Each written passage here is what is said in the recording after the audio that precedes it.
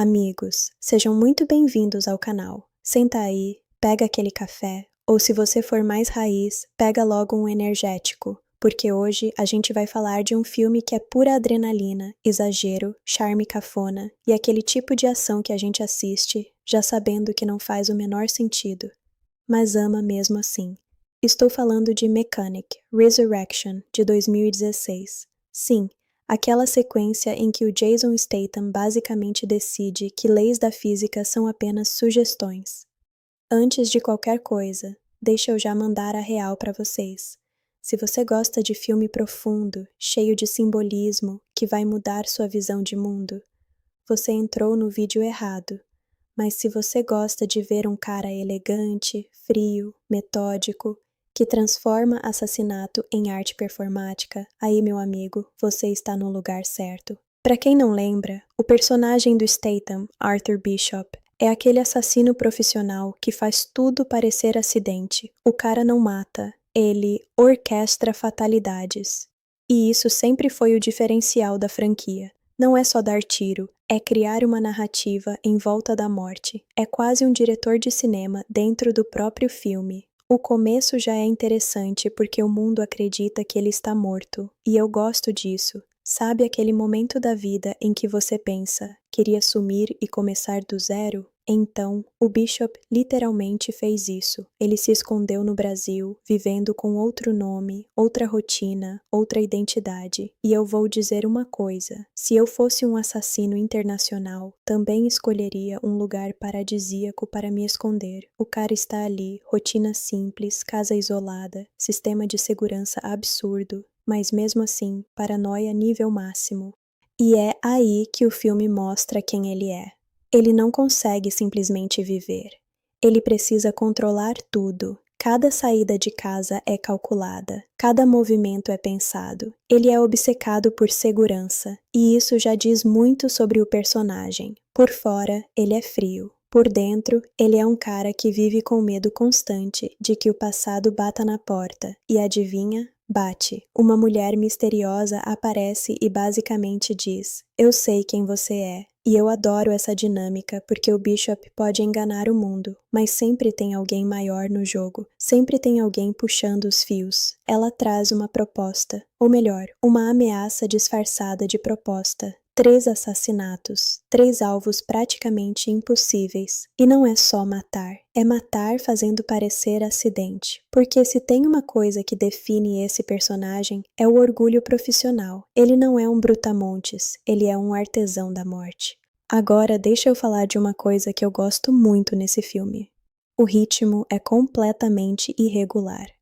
Tem momentos que são absurdamente rápidos, cheios de explosão e pancadaria, e de repente o filme desacelera, vira quase um thriller de espionagem silencioso. Eu sei que muita gente acha isso um defeito, mas para mim dá uma personalidade própria.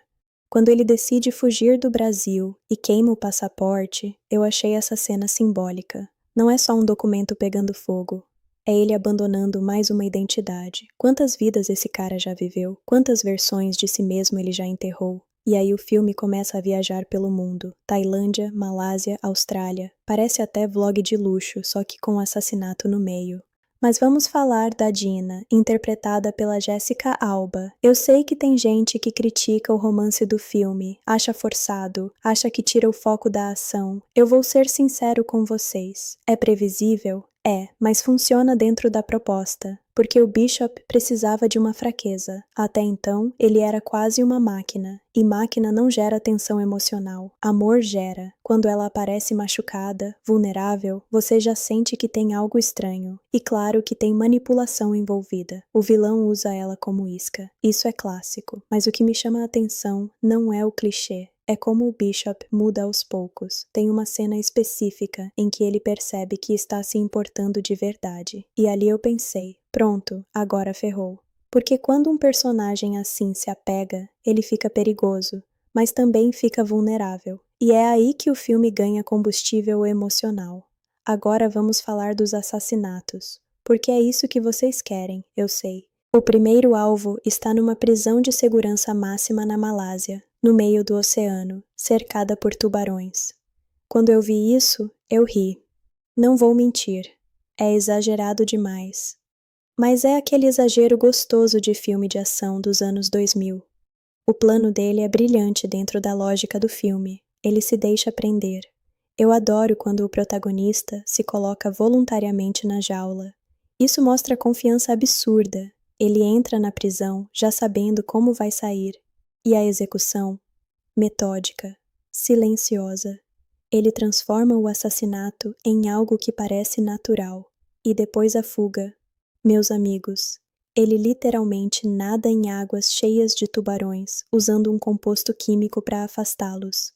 Cientificamente questionável, com certeza. Cinematograficamente incrível, também. Eu estava assistindo essa parte pensando, é impossível, mas ao mesmo tempo eu não conseguia tirar os olhos da tela. Isso é entretenimento puro.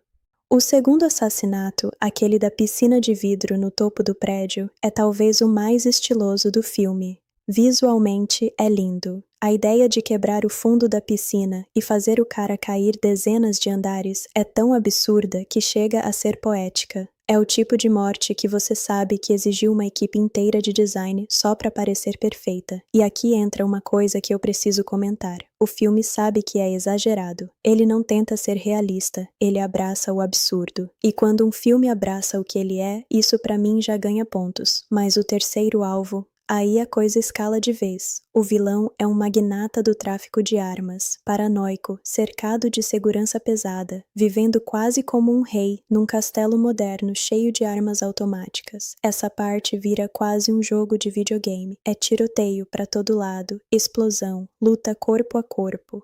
E é aqui que eu senti que o filme troca a sutileza pela brutalidade. No começo era tudo sobre parecer acidente, no final é quase guerra declarada. Eu tenho sentimentos mistos sobre isso. Parte de mim queria que ele mantivesse a elegância até o fim. Outra parte só queria ver o caos, e o caos vem. A sequência final no barco é puro cinema pipoca, explosão, traição, sacrifício aparente, e aquele momento clássico em que tudo parece perdido. Quando o barco explode, você pensa, acabou. Ele morreu mesmo dessa vez? Mas se você já viu filme de ação suficiente, você sabe. Se não mostrou o corpo claramente, desconfie. E o final entrega exatamente isso. Ele sobreviveu. Claro que sobreviveu. Ele sempre tem um plano B. E eu confesso que eu gosto disso, porque o personagem foi construído como alguém que sempre está 3 passos à frente.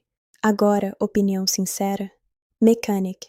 Resurrection não é um filme revolucionário. Ele não reinventa o gênero. Ele não vai ganhar prêmio de roteiro. Mas ele entrega o que promete: ação estilizada, um protagonista carismático e cenas criativas de assassinato. Jason Statham faz o que ele sabe fazer melhor. Ele não tenta ser Shakespeare. Ele é físico, direto, minimalista. E funciona. O olhar dele já comunica metade do que o roteiro nem precisa explicar. Se eu tivesse que dar uma nota, eu daria um sólido 7 de 10 dentro do gênero. Porque ele entende seu público. Ele não tenta ser algo que não é. E no fim das contas, é isso que importa. Agora eu quero saber de vocês. Vocês preferem o primeiro filme ou essa sequência mais exagerada? Vocês acham que o romance ajudou ou atrapalhou? Comenta aqui embaixo porque eu leio tudo.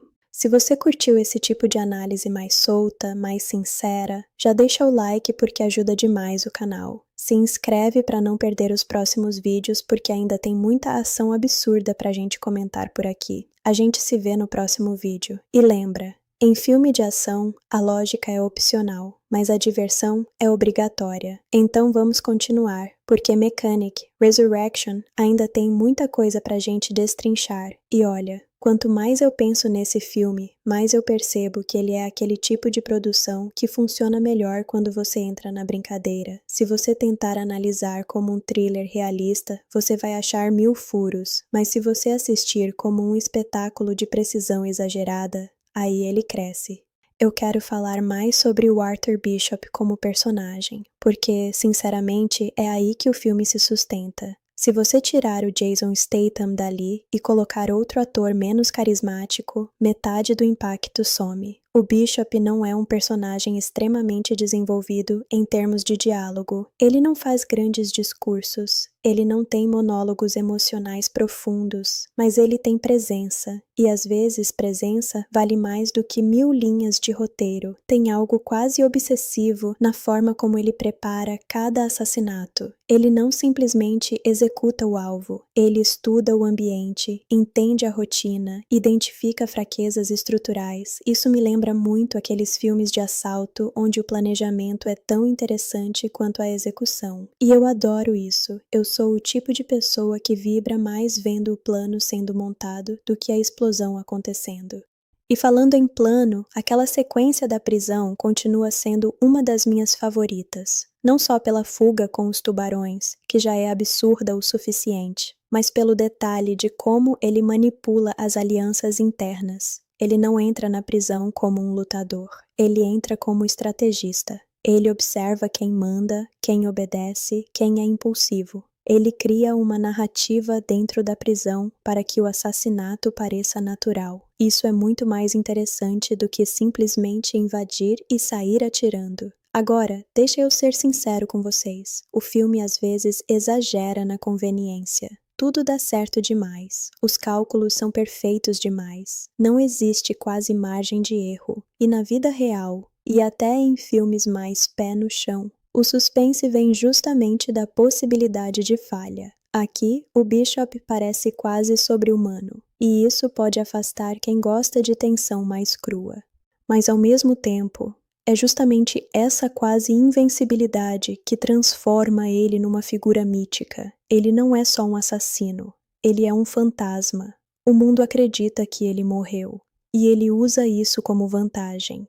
Isso é muito poderoso narrativamente. E aí entra o vilão, que para mim é um ponto interessante de debate. O personagem do Tommy Lee Jones, aquele traficante de armas excêntrico e quase caricatural, traz uma energia completamente diferente. Ele não é frio como o Bishop. Ele é extravagante, teatral, quase irônico. E essa diferença cria um contraste legal. Eu gosto quando o antagonista não é só um cara mal genérico. Aqui, ele é manipulador, estratégico e também entende o jogo de poder. Ele quer controlar o Bishop, não só eliminá-lo. E isso deixa tudo mais pessoal. Agora vamos falar do romance de novo, porque eu sei que esse é um ponto que divide opiniões. A relação entre Bishop e Gina evolui rápido até demais. Em poucos dias eles já estão praticamente vivendo como casal apaixonado. Isso é realista? Provavelmente não. Mas dentro da lógica de um homem que vive isolado, que nunca se permitiu amar, faz sentido que ele se apegue intensamente quando finalmente baixa a guarda. Eu já vi muita gente dizendo que a personagem dela é fraca. Eu discordo parcialmente. Ela é vulnerável, sim. Ela é usada como peça no jogo dos vilões, sim. Mas ela também representa algo maior, a possibilidade de redenção. E isso é essencial para o arco do Bishop. Sem ela, ele seria só um executor frio até o fim.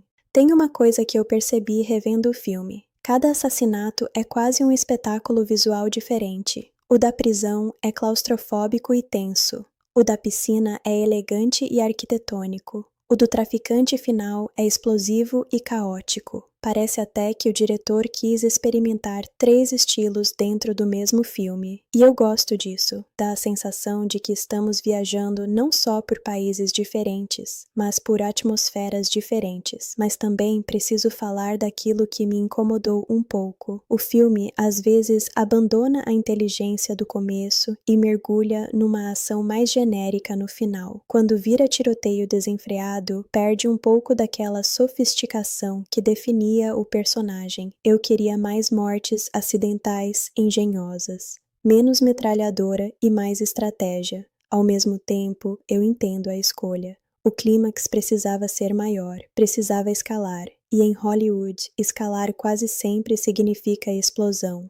A sequência do barco, por exemplo, é pura tensão cinematográfica. Você sente que é o ponto de não retorno. Quando tudo começa a explodir e parece que não há saída, o filme brinca com a nossa expectativa. E a ideia de que ele tinha um compartimento secreto para sobreviver à explosão é tão absurda quanto genial dentro do universo da franquia. É aquela velha regra: nunca subestime um protagonista que vive planejando rotas de fuga. Uma coisa que eu achei interessante é como o filme lida com identidade. O Bishop troca de nome, de país, de vida. Ele queima passaportes, ele apaga rastros digitais, mas no fundo, ele nunca consegue escapar do que é. Ele pode mudar o endereço, mas não pode mudar a profissão. E isso dá um tom quase trágico ao personagem. Ele tenta viver escondido, mas o mundo sempre encontra ele. E talvez porque ele, no fundo, também não queira abandonar completamente esse mundo. Agora falando tecnicamente, a direção é eficiente. Não é inovadora, mas é segura. A fotografia aproveita bem os cenários exóticos. As cenas na Tailândia têm aquele clima quente e vibrante. A prisão no meio do oceano tem aquele ar isolado e ameaçador.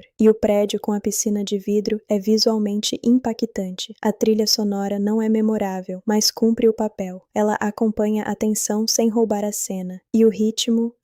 O ritmo, ele é irregular, às vezes acelera demais, às vezes desacelera de forma brusca, mas isso também deixa o filme imprevisível. Você nunca sabe se a próxima cena vai ser uma conversa íntima ou uma luta brutal. Se eu tivesse que resumir essa segunda metade em uma palavra, seria exagero.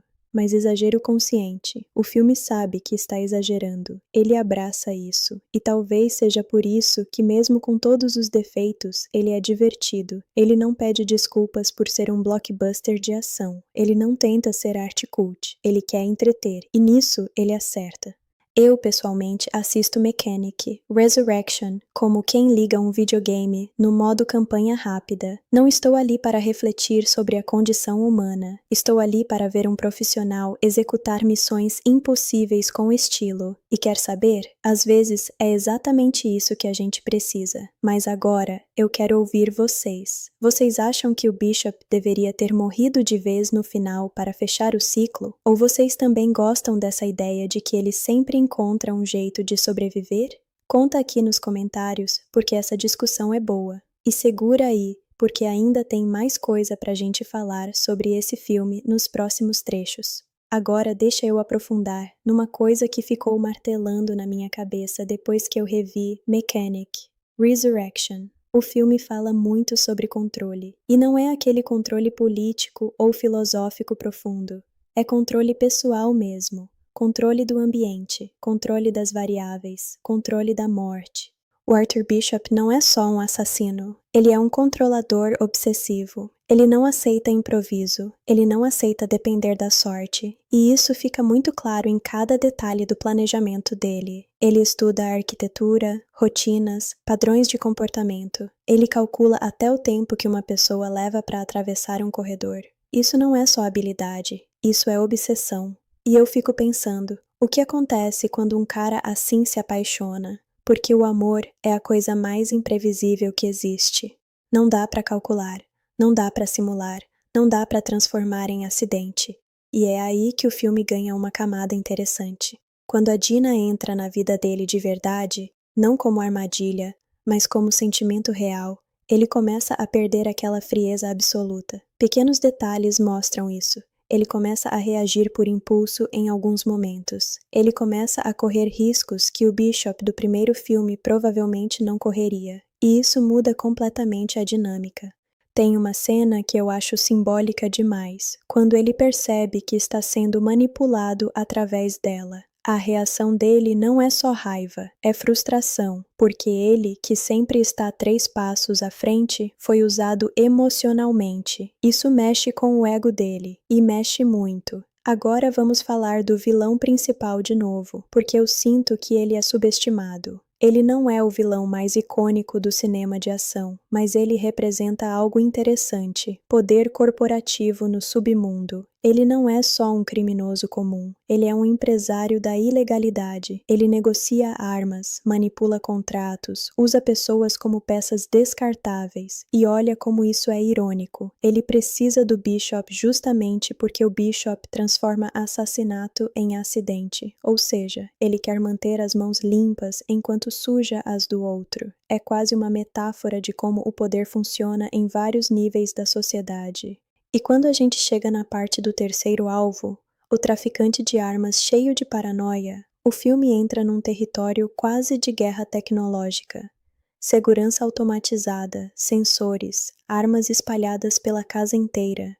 É como se o ambiente fosse um personagem também. Eu gosto muito dessa ideia de que o Bishop precisa enfrentar não só pessoas, mas estruturas. Ele não está lutando contra um cara, ele está lutando contra sistemas de segurança, contra prédios inteligentes, contra tecnologia. E isso é algo que diferencia Mechanic, Resurrection de muitos filmes de ação genéricos. Aqui, o espaço importa, a arquitetura importa, a física do ambiente importa. Agora vou ser honesto com vocês. Tem momentos em que o filme exagera tanto que chega a flertar com o absurdo total. Mas eu não reclamo disso, porque se você já aceitou que um homem pode manipular tubarões com um produto químico improvisado, você já está dentro da lógica do filme. A partir daí, é só curtir a viagem. Eu também quero falar da fotografia do clímax. Aquela sequência noturna, cheia de luzes artificiais, explosões refletindo na água, é visualmente impactante. Não é arte contemplativa, mas é eficiente. É cinema de impacto. E sabe o que eu acho curioso? Mesmo com toda essa ação, o filme não tem tantas falas memoráveis. Não tem aquela frase icônica que você sai repetindo. O que fica são as imagens. O homem nadando no mar escuro, a piscina se quebrando no alto do prédio, o barco explodindo. É quase como se o filme fosse construído mais em cima de momentos visuais do que de diálogos marcantes. Outra coisa que eu fiquei pensando, o Bishop é um personagem solitário por natureza. Ele não tem amigos, não tem família, não tem passado explorado profundamente. Ele é quase uma lenda urbana, e talvez por isso o romance tenha sido tão necessário na trama. Porque sem ele não existiria conflito emocional real. Mas aí entra a pergunta: o filme poderia ter ido mais fundo nesse romance? Poderia ter dado mais tempo para desenvolver essa relação? Eu acho que sim.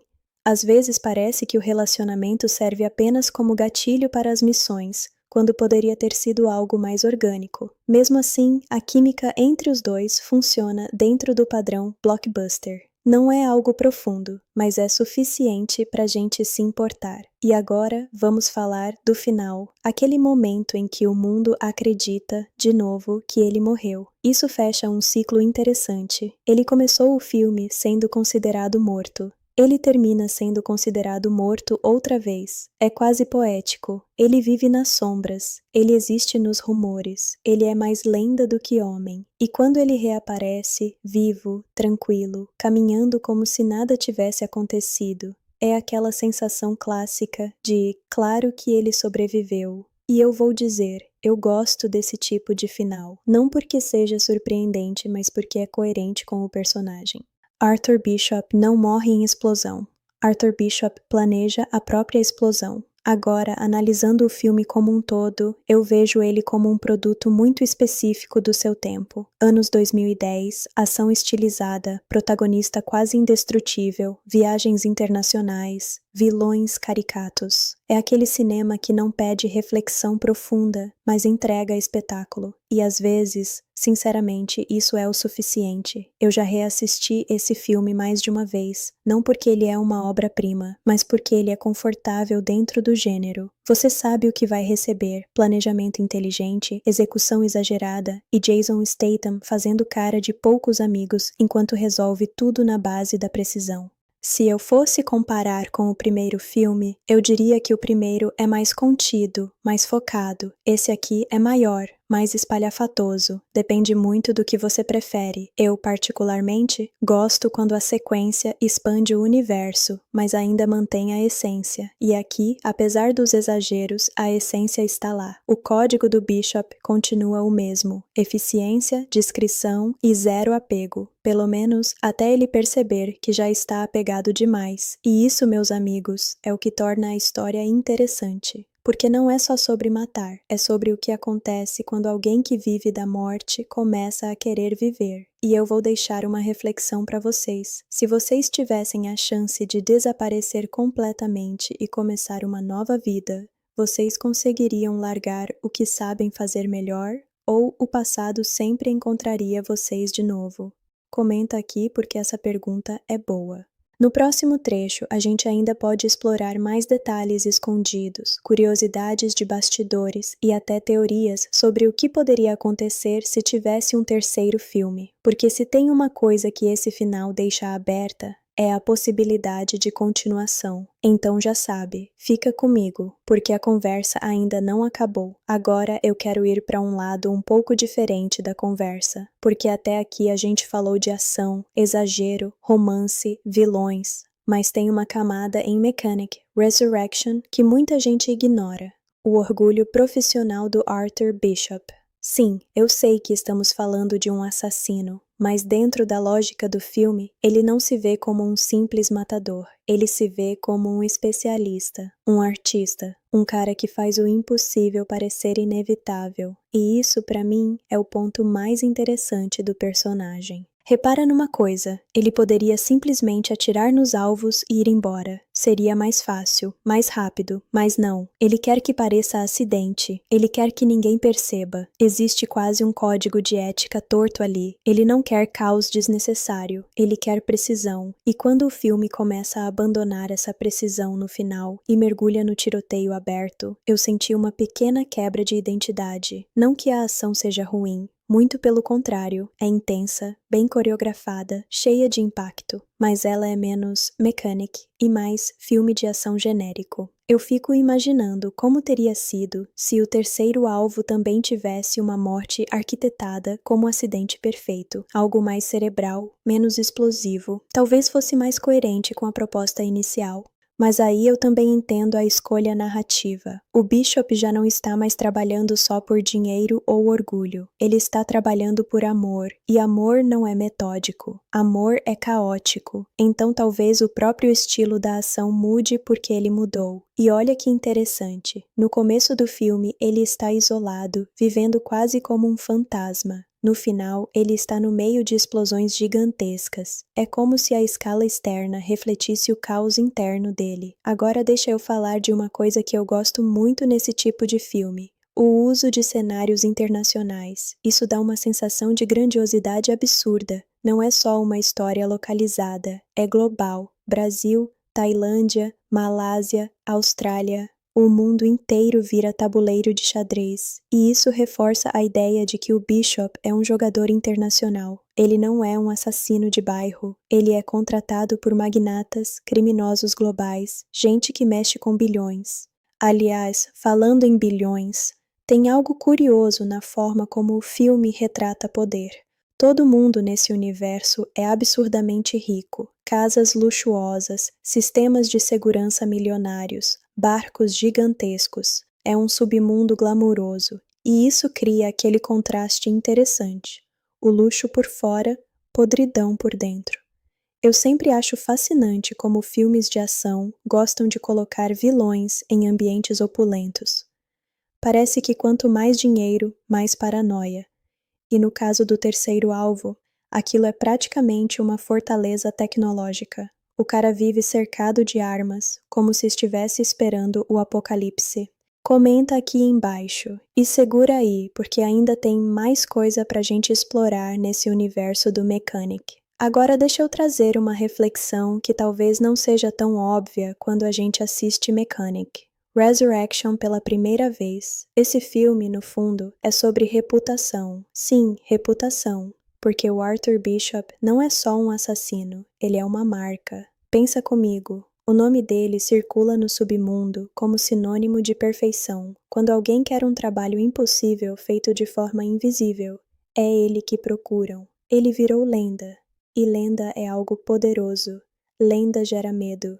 Lenda gera respeito.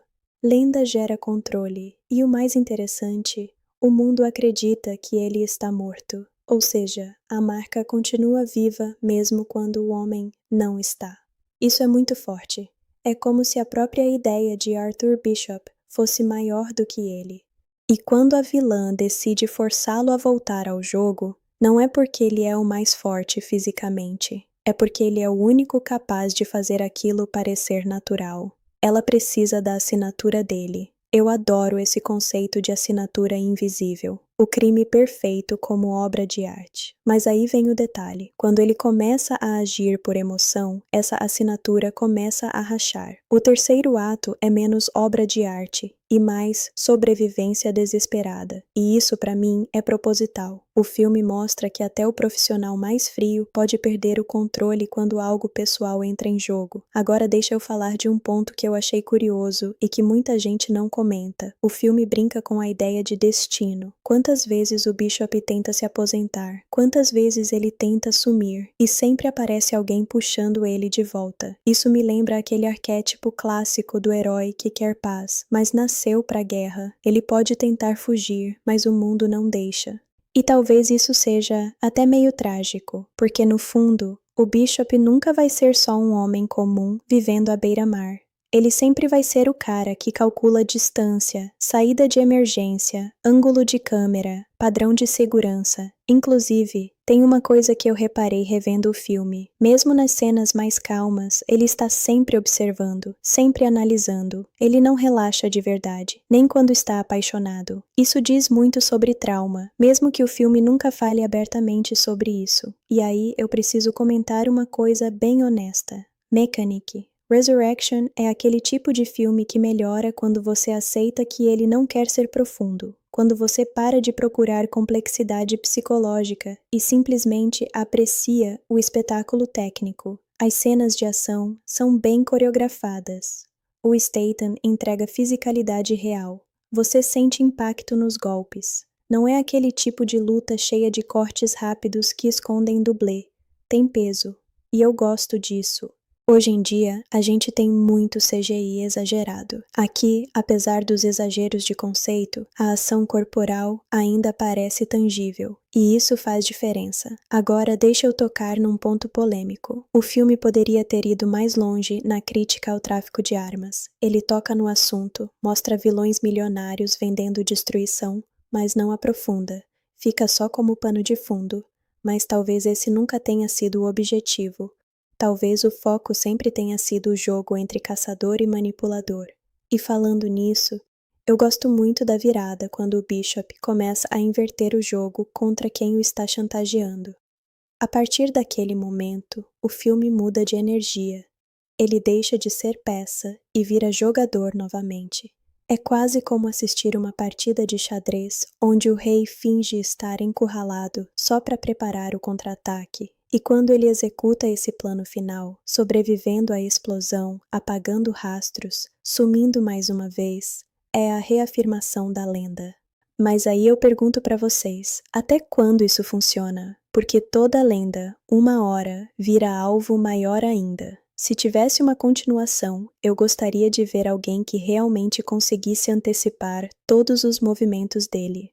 Alguém tão metódico quanto. Porque o maior desafio de um personagem invencível é encontrar um adversário à altura. Agora, uma coisa que eu preciso elogiar: o filme não se leva tão a sério. Mesmo nas cenas mais tensas, existe uma leveza implícita. Não tem discurso dramático exagerado. Não tem trilha manipulando emoção o tempo todo. É direto ao ponto. E talvez seja por isso que ele é tão fácil de reassistir. Você pode colocar no meio da tarde, desligar o cérebro por 2 horas e simplesmente curtir o espetáculo. E às vezes, vamos combinar, é disso que a gente precisa. Eu assisti esse filme num dia que eu estava exausto, cabeça cheia, e foi perfeito. Não precisei pensar demais, só acompanhar o plano, vibrar com a execução e aceitar que naquele universo um homem consegue sobreviver a praticamente qualquer coisa. E tem algo quase confortável nisso. Porque no mundo real, as coisas dão errado o tempo todo. No mundo do Bishop, não. Ele sempre tem um plano escondido, sempre tem uma saída secreta, sempre tem um compartimento invisível. E isso é fantasia, mas é uma fantasia bem construída. Se eu fosse resumir essa parte final da nossa conversa sobre Mechanic, Resurrection, eu diria que é um filme sobre competência extrema num mundo de traições constantes. É sobre nunca confiar totalmente, é sobre estar sempre preparado para o pior. E no final das contas, é sobre um homem que não pode deixar de ser quem ele é. Agora eu quero fechar essa parte perguntando algo para vocês. Vocês acham que o Bishop merece um final feliz? Ou um personagem como ele está condenado a viver eternamente nas sombras? Escreve aqui nos comentários. Eu quero ler a opinião de vocês porque essa discussão rende muito. E fica ligado porque no próximo vídeo a gente pode comparar essa franquia com outros assassinos icônicos do cinema e ver onde o Bishop realmente se encaixa nesse ranking. Até a próxima. E lembra, planejamento é tudo. Agora deixa eu puxar a conversa para um lado mais psicológico, porque quanto mais eu penso em Mechanic Resurrection, mais eu percebo que o filme, mesmo sem querer ser profundo, acaba revelando coisas interessantes sobre a mente do Arthur Bishop. O Bishop vive num estado permanente de antecipação. Ele nunca está no presente completamente. Ele está sempre 2, 3 passos à frente. Enquanto outras pessoas estão curtindo uma paisagem, ele está mapeando saídas. Enquanto alguém está apaixonado, ele está analisando riscos. Isso não é só treinamento, isso é sobrevivência internalizada. E eu fico imaginando como deve ser viver assim, sem relaxar de verdade, sem confiar plenamente, sempre esperando que alguém descubra quem você realmente é. Talvez por isso o começo do filme seja tão simbólico. Ele está escondido, vivendo uma rotina aparentemente simples, mas cercado de sistemas de segurança. Ele pode até tentar fingir que está aposentado, mas o corpo dele não esqueceu o perigo. Ele vive como se o ataque fosse acontecer a qualquer momento, e quando finalmente acontece, ele não entra em pânico, ele executa. Isso me leva a outra coisa que eu admiro nesse personagem. Ele não é impulsivo por natureza. Mesmo quando está com raiva, ele calcula. Mesmo quando está encurralado, ele observa antes de agir. Mas aí entra a Dina, e tudo muda. Ela não é só um interesse romântico. Ela representa imprevisibilidade emocional, e isso quebra o padrão dele. Pela primeira vez, o risco não é apenas físico, é emocional. Eu sei que muita gente vê o romance como uma fraqueza no roteiro, mas eu vejo como ferramenta narrativa, porque sem essa vulnerabilidade, o Bishop seria quase inatingível. Ele seria uma máquina perfeita, e máquina perfeita não cria tensão dramática. Quando ele percebe que está sendo forçado a matar por causa dela, a luta deixa de ser profissional, ela vira pessoal, e quando algo vira pessoal, o controle começa a escorregar. Agora deixa eu falar de uma coisa que eu particularmente gosto muito nesse tipo de filme, a construção de rotina antes do caos. O começo mais calmo é essencial. Ele mostra quem o Bishop é quando ninguém está olhando. Mostra a disciplina, o isolamento, o silêncio. Isso dá peso quando o caos explode depois. Porque a gente entende o que está sendo interrompido. E o caos aqui não é só externo, é interno também.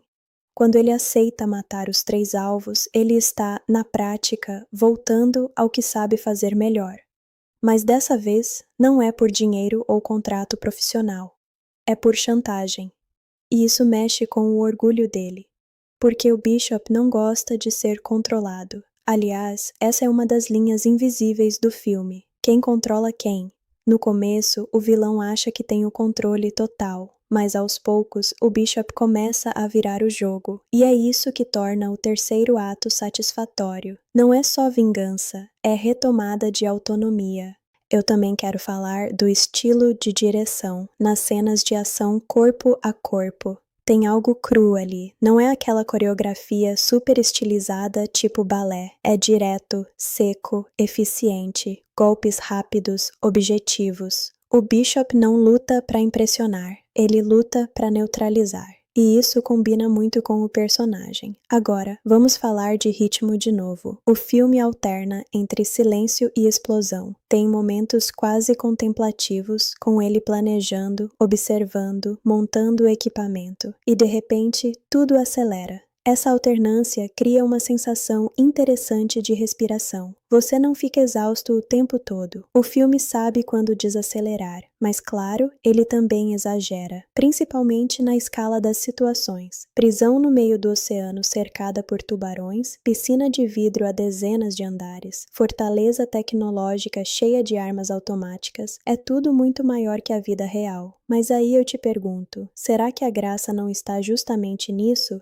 Cinema de ação muitas vezes é fantasia de competência absoluta, é o que a gente gostaria de ser sob pressão, calmo, inteligente, preparado, capaz de resolver qualquer problema. O Bishop é essa fantasia, e talvez por isso o público se conecta tanto com esse tipo de personagem. Ele representa controle num mundo caótico. Agora, uma pergunta interessante: será que ele realmente quer parar? O filme sugere que sim, mas toda vez que surge um desafio, ele parece quase confortável, como se aquilo fosse o único ambiente onde ele realmente sabe existir. Talvez a praia tranquila nunca fosse suficiente para ele, e quando ele sobrevive à explosão no final, apagando mais uma vez os próprios rastros, eu não vi apenas uma fuga inteligente. Eu vi um homem aceitando que sua vida sempre será assim, nas sombras, invisível, inatingível. Não existe aposentadoria real para alguém como ele, e isso, de certa forma, é meio triste. Porque enquanto a Dina pode voltar a ensinar, reconstruir algo concreto, ele continua sendo o fantasma. Ele pode estar ao lado dela, mas sempre como alguém que o mundo não pode enxergar. Agora deixa eu abrir uma teoria aqui com vocês. E se o verdadeiro vício do Bishop não for o dinheiro, nem a adrenalina, mas a perfeição, a necessidade de provar que consegue fazer o impossível, porque cada missão que ele aceita é praticamente uma declaração de ego profissional. Você acha impossível? Me observa.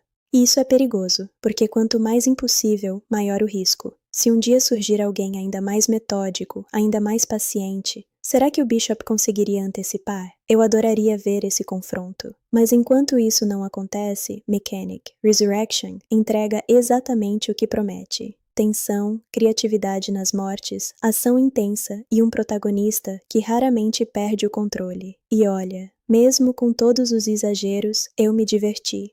Porque no fim das contas, cinema também é isso. Não precisa ser sempre profundo. Às vezes basta ser eficiente. E agora eu quero saber de você.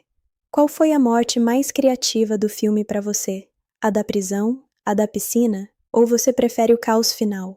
Comenta aqui embaixo, porque eu adoro ver qual cena marcou mais cada um. E fica comigo, porque a gente ainda pode mergulhar em curiosidades de bastidores e comparar o Bishop com outros assassinos icônicos do cinema de ação. Agora eu quero falar de uma coisa que quase ninguém comenta quando fala de Mechanic, Resurrection, o silêncio. Sim, o silêncio. Porque se você reparar bem, o Arthur Bishop é um personagem que fala pouco. Ele não precisa explicar o plano. Ele não faz discurso motivacional. Ele não anuncia o que vai fazer. Ele simplesmente faz. E isso, meus amigos, é uma escolha muito inteligente. Hoje em dia, a gente tem muito filme onde o protagonista narra tudo, explica cada pensamento, verbaliza cada emoção. Aqui não.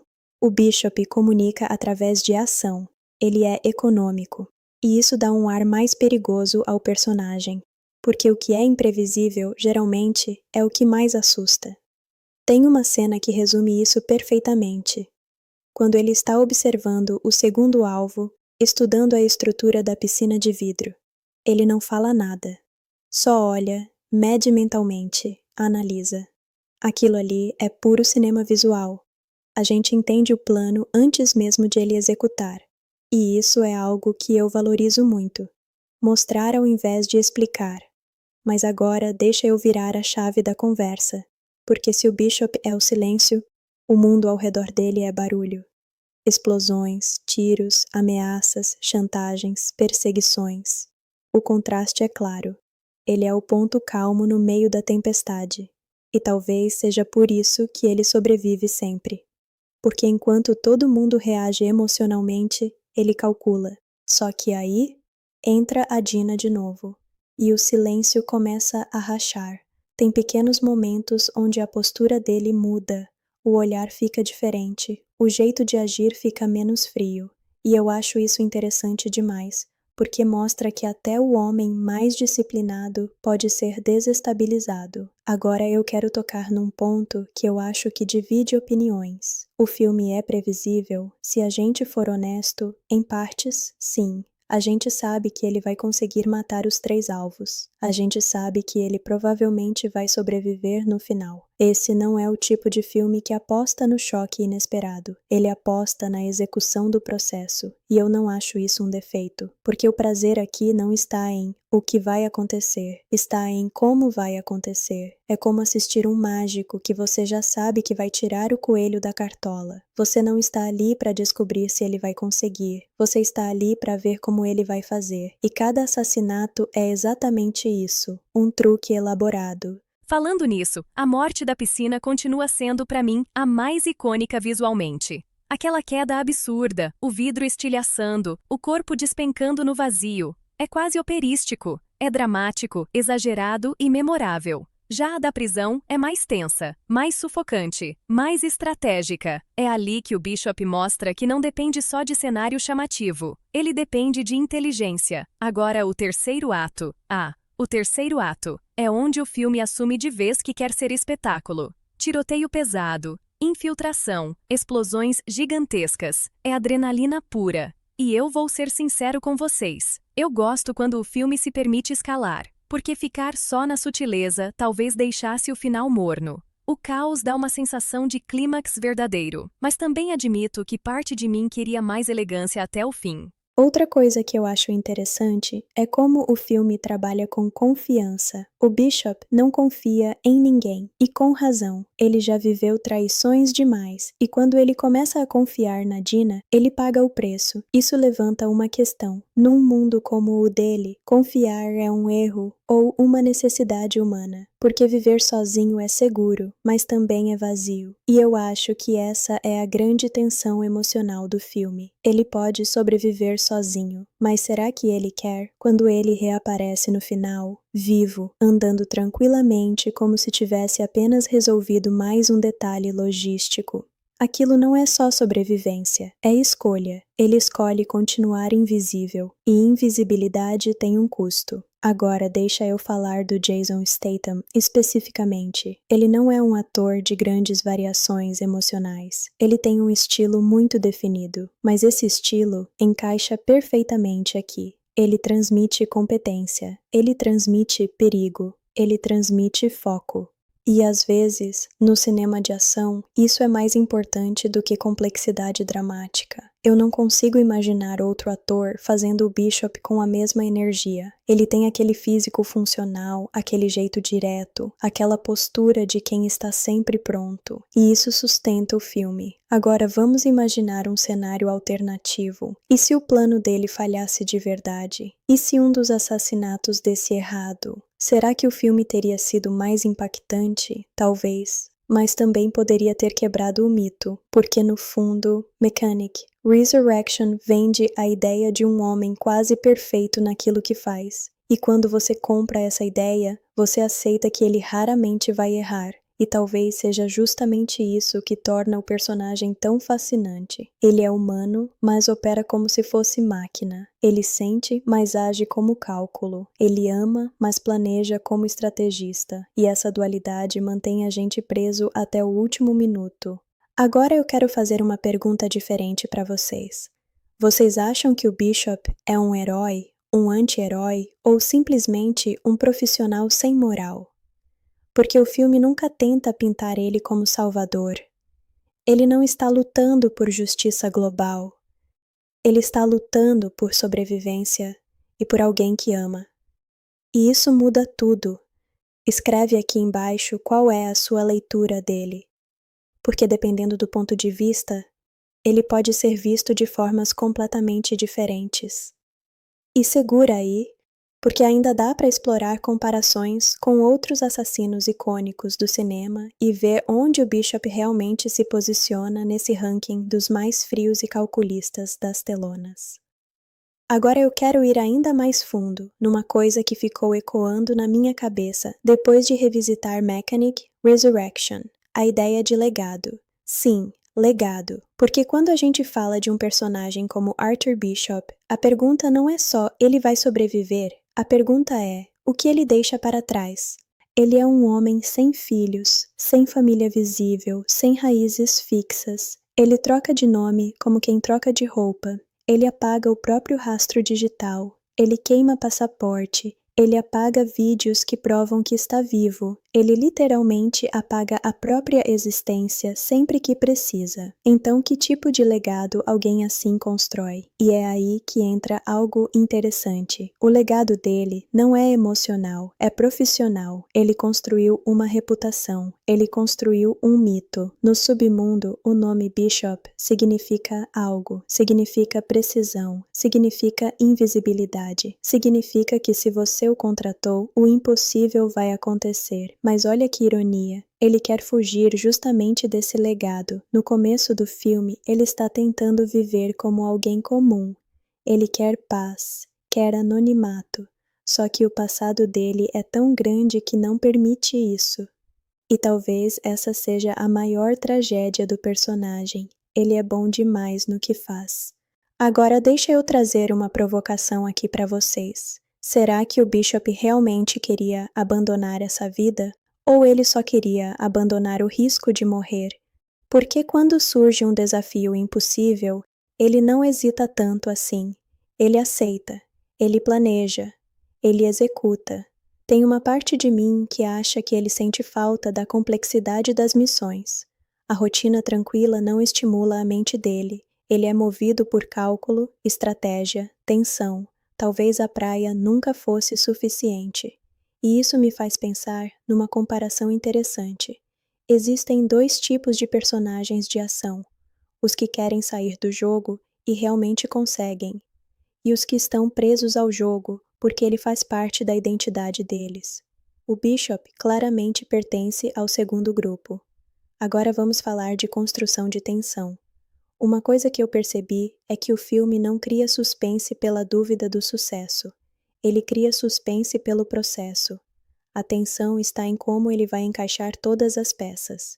É quase como assistir alguém montar um quebra-cabeça sob pressão. Você sabe que ele vai completar, mas quer ver como cada peça entra no lugar. E o filme trabalha muito bem essa montagem mental, principalmente na missão da piscina. Aquela sequência é quase didática. Ele observa, mede, estuda o material, prepara o produto químico. É quase científico, é quase engenharia aplicada ao crime. E eu acho isso fascinante, porque tira o assassinato do campo da brutalidade simples e coloca no campo da técnica. Agora deixa eu tocar num ponto mais emocional de novo. A Dina representa algo que ele nunca teve, estabilidade afetiva. E quando ela volta a ensinar no final, existe um contraste muito forte ali. Ela reconstrói algo visível, ele continua invisível. Ela impacta vidas de forma direta e positiva. Ele impacta vidas de forma silenciosa e letal. E mesmo assim, eles terminam juntos. Isso é quase poético,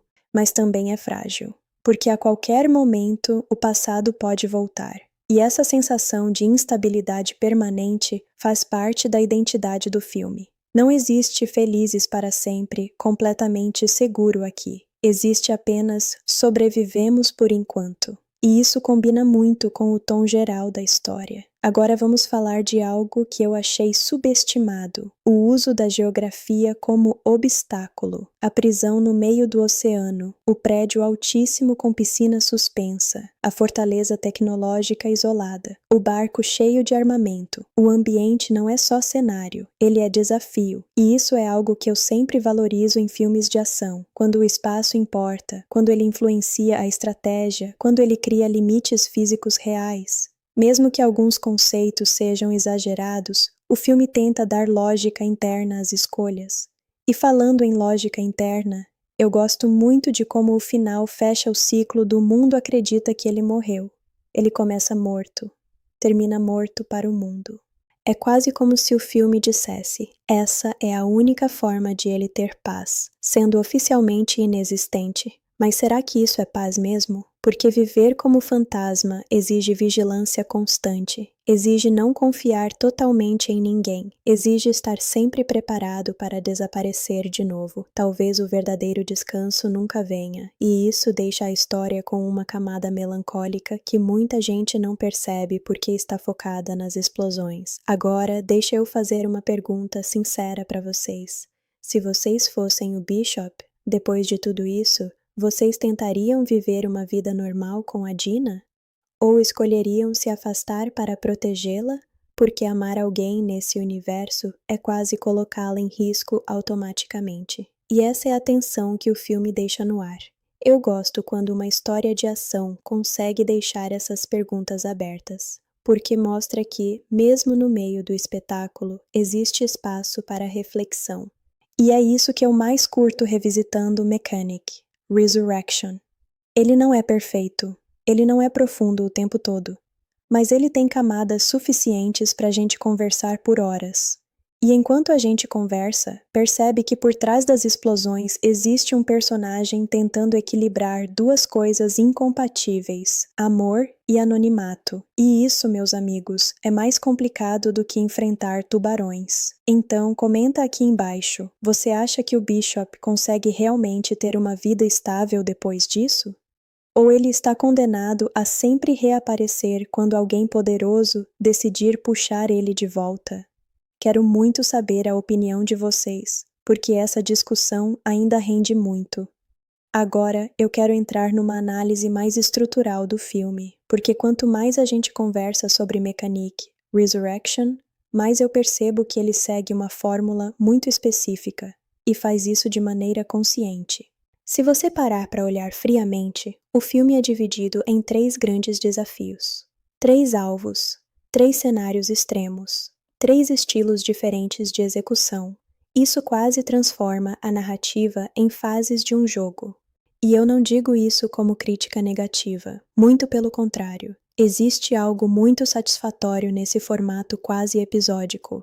Cada missão tem começo, meio e fim. Cada uma apresenta um obstáculo aparentemente impossível, e cada uma exige uma estratégia diferente. É como se o filme dissesse: você acha que já viu tudo? Espera a próxima fase, e isso mantém o espectador engajado. Agora, vamos analisar o arco emocional em paralelo com essa estrutura. A primeira missão é puramente estratégica. Ele ainda está relativamente frio. A segunda já carrega mais urgência. A terceira é completamente pessoal. Percebe a escalada? O risco aumenta, mas principalmente o envolvimento emocional aumenta. E isso é uma construção interessante, porque o filme poderia simplesmente aumentar a escala de explosões, mas ele aumenta também o peso emocional. Eu gosto muito quando o roteiro consegue alinhar a escalada externa com a interna. Agora deixa eu falar de algo que eu acho fascinante. O Bishop raramente improvisa no sentido clássico. Ele improvisa dentro de uma margem calculada. Parece contraditório, mas não é. Ele sempre tem um plano A, B e C. Mas se algo sai um pouco do previsto, ele não entra em desespero. Ele ajusta. Ele recalcula. E isso reforça aquela imagem de mente extremamente treinada. Eu acho que é isso que torna o personagem tão magnético. Ele não depende da sorte, ele depende da preparação. E aqui vai uma reflexão interessante. O filme quase glorifica essa obsessão por preparo. Ele mostra que num mundo cheio de traições, só sobrevive quem pensa antes de agir, mas ao mesmo tempo ele mostra que nenhuma preparação é suficiente contra a emoção. Porque quando a Dina entra na equação, o fator imprevisível aumenta. E aí vem outra camada que eu quero destacar, o medo. Apesar de parecer invencível, o Bishop tem medo. Não medo de morrer. Isso ele já aceitou faz tempo. O medo dele é falhar, é não conseguir proteger quem ele ama, é perder controle. E isso é muito mais humano do que simplesmente ter medo da própria morte. Quando ele percebe que pode perder a Dina, a frieza dele dá lugar à urgência, e o filme muda de tom. A elegância estratégica dá espaço para ação direta. Isso é quase simbólico. Amor quebra cálculo. Agora vamos falar da explosão final com mais calma. Aquela sequência não é só espetáculo, ela é falsa conclusão. O mundo vê o barco explodir. Os vilões acreditam que ele morreu. A tensão parece resolvida, mas a gente, como espectador, sente que tem algo a mais. E quando o filme revela que ele tinha planejado até a própria explosão, aquilo reafirma o mito. Ele não reage ao caos, ele cria o caos. E isso é algo que eu achei brilhante dentro da lógica do personagem. porque o Bishop não é vítima da situação, ele é arquiteto da situação. Agora deixa eu trazer uma pergunta que talvez incomode um pouco. Será que o filme humaniza o suficiente as consequências? A gente vê pessoas morrendo, estruturas explodindo, caos se espalhando, mas o foco sempre volta para ele. Nunca vemos realmente o impacto maior desses eventos. Isso pode ser visto como superficialidade, mas também pode ser entendido como escolha narrativa. O filme é completamente centrado na perspectiva do Bishop. O resto do mundo é pano de fundo, e talvez isso seja intencional, porque no universo dele, as únicas coisas que importam são missão e sobrevivência. Mas ainda assim, eu fico imaginando como seria uma versão mais sombria dessa história. Uma versão onde cada morte pesa mais, onde cada decisão tem um custo emocional mais visível. Seria outro tipo de filme, talvez menos comercial, talvez mais denso, mas Mechanic, Resurrection, escolhe ser adrenalina elegante. E eu respeito isso. Agora deixa eu falar de algo mais técnico. A edição. O filme sabe acelerar nos momentos certos. As sequências de ação têm cortes rápidos, mas não confusos. Você entende a geografia da cena. Você sabe onde cada personagem está. E isso é muito importante em filme de ação, porque nada é mais frustrante do que cena caótica que você não consegue acompanhar. Aqui, mesmo quando tudo está explodindo, a direção mantém clareza visual, e isso mantém a imersão. Agora eu quero provocar vocês com outra pergunta. Se o Bishop não tivesse se apaixonado, ele teria sido derrotado? Porque no fim das contas, foi o amor que o colocou nessa situação, mas também foi o amor que deu a motivação para ele lutar até o fim. Então, amor é fraqueza ou combustível? Eu adoro quando um filme de ação deixa esse tipo de ambiguidade. E conforme a gente avança nessa análise, eu percebo que Mechanic, Resurrection pode não ser uma obra-prima, mas é um estudo interessante sobre competência, controle e vulnerabilidade. Ele mostra que até o profissional mais frio pode ser desestabilizado, mas também que essa desestabilização pode se tornar força, e isso é algo que vai além das explosões. Agora me conta, você acha que o Bishop é mais forte quando está sozinho ou quando tem algo pelo qual lutar? Escreve aqui embaixo, porque essa resposta muda completamente a forma como você enxerga o filme. E segura aí, porque ainda tem mais camadas pra gente explorar nessa história. Beleza, agora vamos conversar sobre um ponto que eu acho que muita gente deixa passar quando fala de Mechanic, Resurrection. A relação entre ação e planejamento.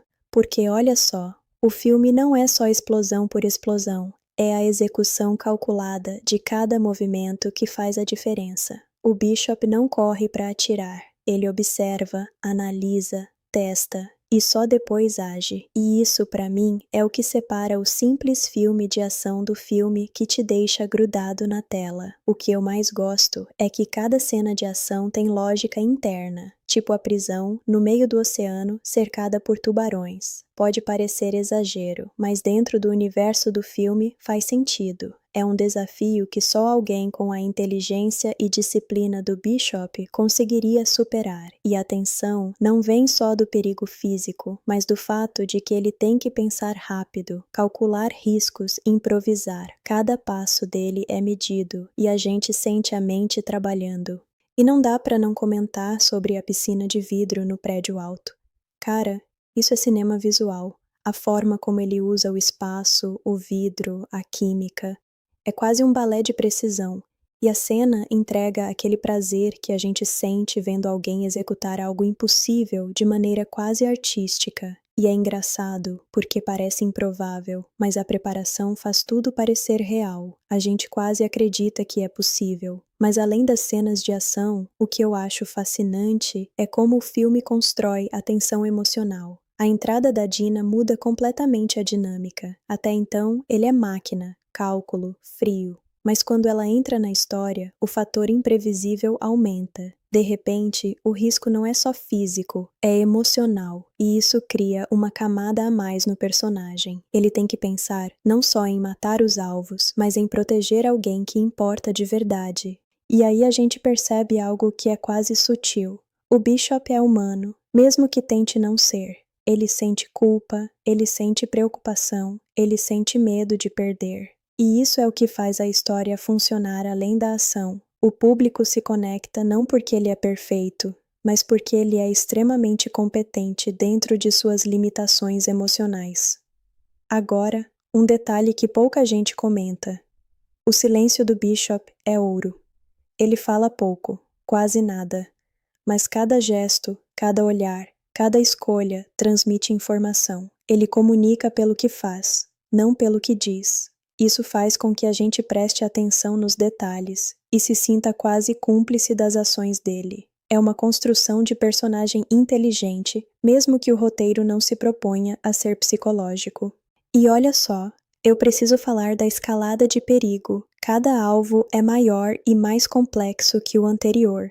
A primeira missão é estratégia pura, a segunda envolve risco pessoal e a terceira é adrenalina máxima e emocionalmente carregada. Essa progressão é clássica e funciona muito bem porque mantém o público envolvido. A gente sabe que vai dar certo, mas a dúvida está no como. E essa dúvida é deliciosa. Outra coisa que merece destaque: o Bishop nunca improvisa de forma aleatória.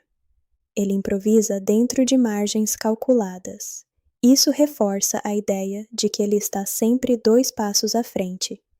Ele não depende da sorte, ele depende da preparação. E ver isso na tela é muito satisfatório. Agora, o que eu mais gosto é do contraste entre a vida que ele tenta ter e a vida que ele realmente leva. No começo do filme, ele quer anonimato, paz, rotina simples, mas o mundo não deixa. A cada passo, o passado o puxa de volta. E isso cria uma tensão constante, porque a gente entende que ele não consegue ser só um homem comum. Ele nasceu para o jogo, mesmo que tente fugir dele. E é engraçado porque o filme mostra que até a perfeição tem limites. Ele é excelente, mas o amor e a preocupação com a Dina mostram que ninguém é completamente imune. Essa vulnerabilidade é pequena, mas potente. E isso humaniza um personagem que, de outra forma, poderia ser apenas uma máquina de matar sem graça. Por fim, quero destacar o visual e a direção. As cenas são claras, a geografia é compreensível mesmo em caos total, e a ação não confunde o espectador. Isso é raro em filme de ação hoje em dia. A gente entende onde tudo acontece, sente a tensão e acompanha o raciocínio do personagem. Então, para resumir, Mechanic: Resurrection funciona porque combina ação coreografada, tensão estratégica e um protagonista que é humano o suficiente para criar conexão emocional. Ele é mito, ele é máquina, mas também sente e se importa. E é essa mistura que faz o filme ser tão divertido de assistir, mesmo com exageros e conveniências narrativas. Agora me diz, na sua opinião, qual foi a missão mais criativa do Bishop? A piscina, a prisão ou o caos final no barco? Quero muito ler o que vocês pensam nos comentários, porque é nesses detalhes que o filme brilha de verdade. Beleza, vamos continuar a análise, agora entrando em algo que muita gente subestima, o ritmo emocional do filme. Porque Mechanic: Resurrection não é só explosão e adrenalina, ele brinca com pausas estratégicas que dão espaço para a gente entender o personagem. O Bishop não está sempre em ação frenética. Muitas vezes ele está observando, planejando, simplesmente respirando e analisando o ambiente. E isso cria contraste. Quando a ação explode, ela tem peso. A gente sente que não é aleatório, que tudo foi cuidadosamente arquitetado. E isso me faz pensar na construção do suspense. Não é o "será que ele vai conseguir?" que prende. É o como ele vai conseguir. Ele já tem experiência, já viveu isso antes, mas cada missão apresenta variáveis únicas. Novo local, novos obstáculos, pessoas diferentes. A tensão está em ver ele combinar lógica, observação e improviso para transformar uma situação quase impossível em vitória. E isso é muito satisfatório para quem gosta de ver cérebro trabalhando junto com músculos. Outro ponto que eu curto é como o filme mostra a linha tênue entre eficiência e obsessão. O Bishop é metódico ao extremo. Ele não faz nada por impulso. Cada passo é calculado. E ao mesmo tempo, isso deixa claro que ele vive uma vida vida quase sem emoção, até que a Dina aparece. É aí que o filme ganha outra dimensão. Ela é imprevisível, emocional, e ele precisa equilibrar racionalidade e sentimento. Esse contraste cria tensão não só física, mas psicológica. Agora, vamos falar de um detalhe técnico que achei genial. A forma como ele usa o espaço. Cada cenário é explorado de maneira diferente. Na prisão, o espaço é confinado e o perigo vem de todas as direções. Na piscina de vidro, o risco é vertical. No barco, o caos é horizontal, com múltiplos pontos de conflito simultâneos. E isso exige estratégias completamente diferentes. A direção entende que o ambiente é personagem tanto quanto o Bishop. E se liga, mesmo com todo esse planejamento, o filme nunca deixa de ser imprevisível para o espectador. A gente sabe que ele vai vencer, mas não sabe exatamente como cada situação vai se desenrolar. E essa é a magia do cinema de ação, suspense controlado. O público se envolve porque sente que a qualquer momento algo pode dar errado, mesmo sabendo que no fundo ele é capaz de virar o jogo. Agora, vamos falar de Jason Statham. Cara, ele é perfeito para esse tipo de personagem. Ele não precisa fazer monólogos dramáticos. Ele comunica tudo com postura, olhar, timing. É econômico, direto e convincente. Esse estilo combina perfeitamente com o Bishop, porque ele é o oposto de teatral. Ele é eficiência pura. E, sinceramente, tentar imaginar outro ator no papel é difícil. Statham tem o físico, o jeito e a presença que sustentam todo o filme. Uma coisa que sempre me chama a atenção é a relação entre Bishop e os vilões. Ele nunca é o mais forte em número ou equipamento. Ele é o mais inteligente. Ele transforma a fraqueza aparente em vantagem. E o filme se diverte mostrando isso. Cada alvo exige raciocínio diferente, e a gente percebe que não existe improviso aleatório. Tudo é calculado, até a escolha de armas, rotas e métodos de execução.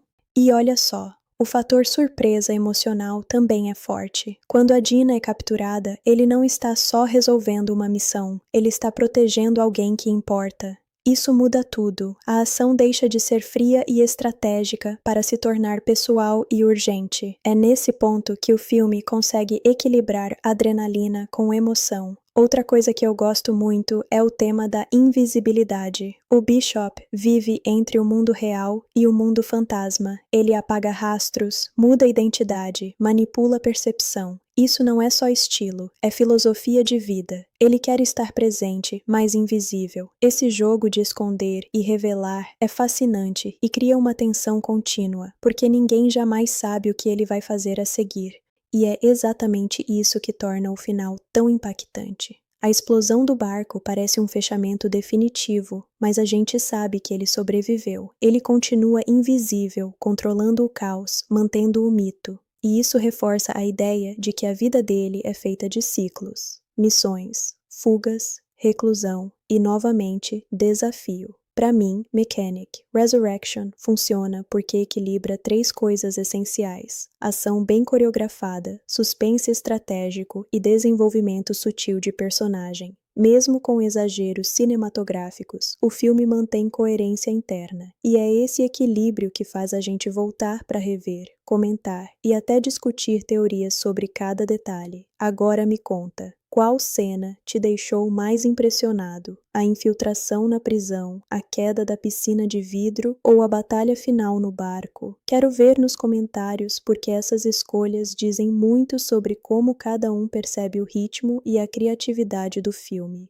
Beleza, agora vamos entrar numa parte que eu acho que pouca gente percebe, mas que faz toda a diferença.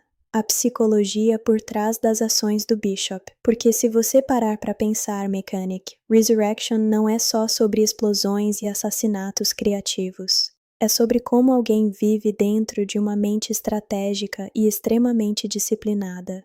O Bishop não reage ao mundo, ele o antecipa. Cada movimento dele é pensado com semanas, às vezes meses de antecedência, e isso é algo que dá uma camada fascinante ao personagem.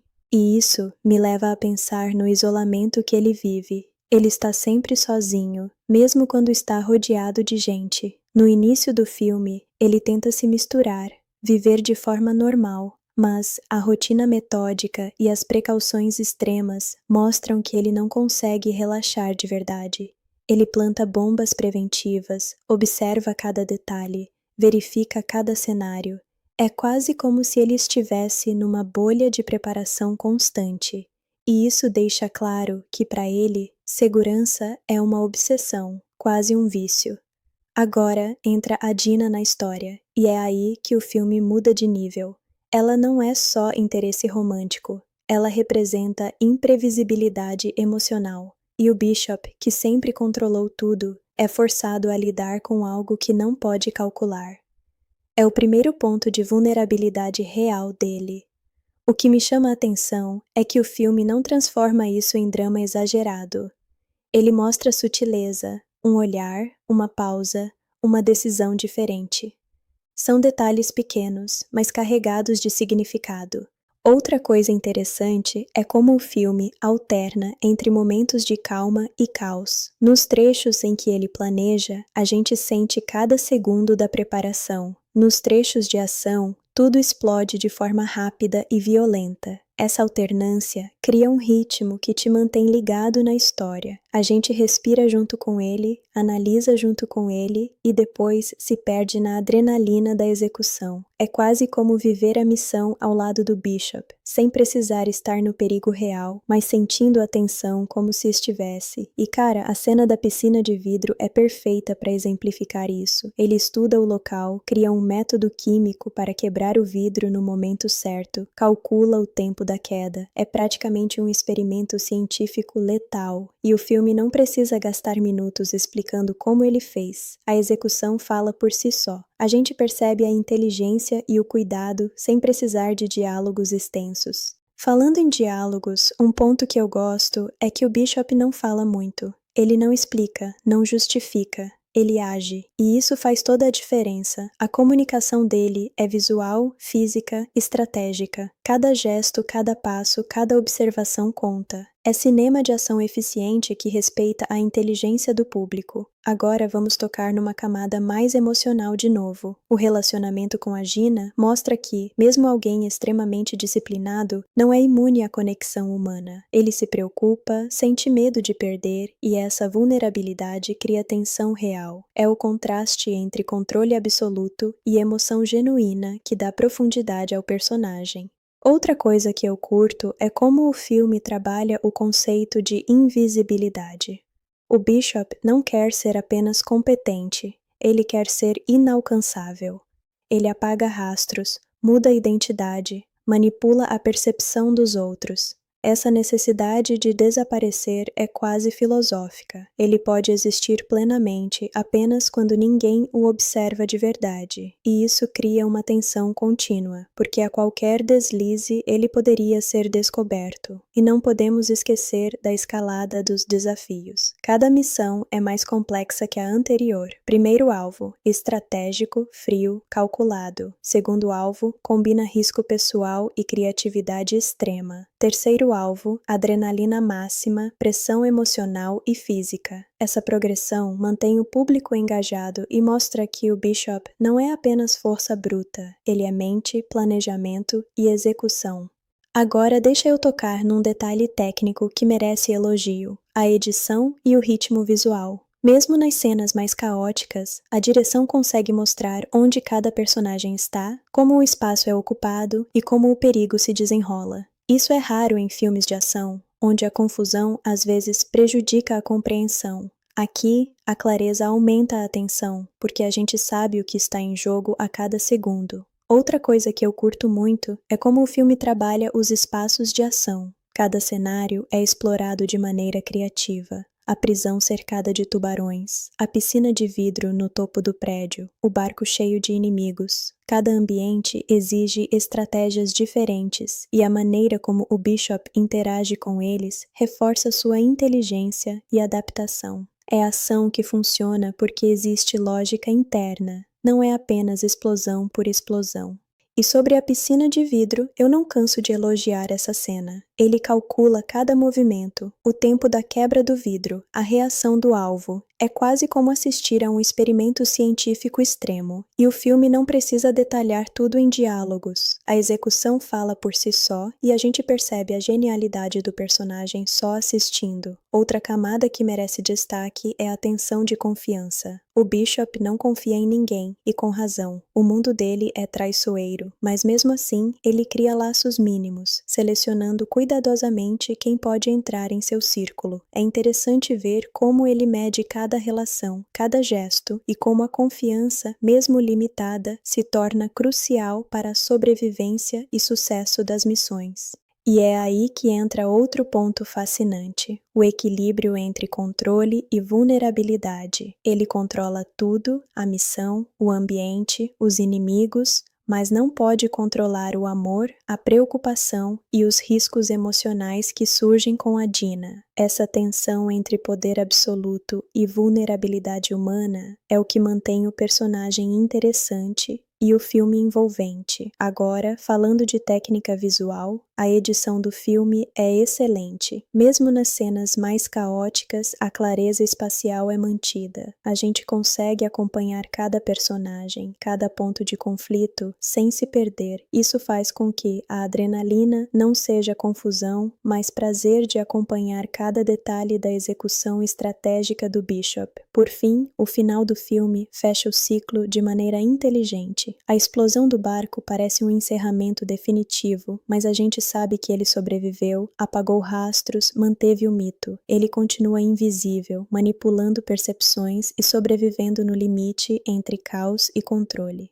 Para mim, Mechanic, Resurrection funciona porque combina ação coreografada, tensão estratégica e humanidade sutil. Mesmo com exageros cinematográficos, a coerência interna e a construção do personagem tornam a experiência intensa, divertida e memorável. Agora me conta, na sua visão, o que faz o Bishop ser mais fascinante? A mente estratégica, a execução precisa ou a vulnerabilidade emocional? Quero ver nos comentários, porque cada perspectiva muda a forma como a gente enxerga o filme. Beleza, agora vamos falar de um ponto que eu acho que muita gente subestima em Mechanic. Resurrection, a habilidade do Bishop de transformar situações impossíveis em vitórias quase plausíveis. E olha, é isso que diferencia o filme de uma ação genérica. Ele não corre, ele observa. Não atira no escuro, ele calcula. Cada passo, cada movimento, cada improviso é fruto de análise intensa. E isso cria uma sensação de que mesmo em caos total, existe lógica e estratégia por trás de tudo.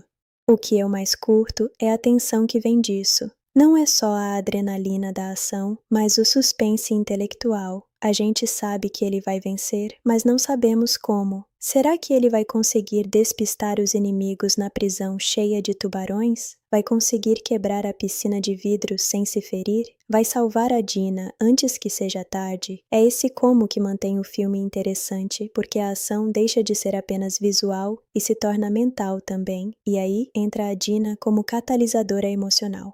Até aquele momento, Bishop é quase uma máquina de precisão, mas ela o força a lidar com sentimentos que não pode controlar. Ele precisa proteger alguém que importa, e isso muda tudo. A tensão não é apenas física, é emocional. E é sutil, porque o filme não faz ele se perder em drama. Ele mantém a linha fria e estratégica, mas deixa transparecer cuidado e preocupação. Outro detalhe que eu adoro é como o filme explora os espaços. Cada cenário é único e exige um tipo diferente de estratégia. Na prisão, a limitação física é extrema. Na piscina de vidro, o risco é vertical. No barco, o caos é multidirecional.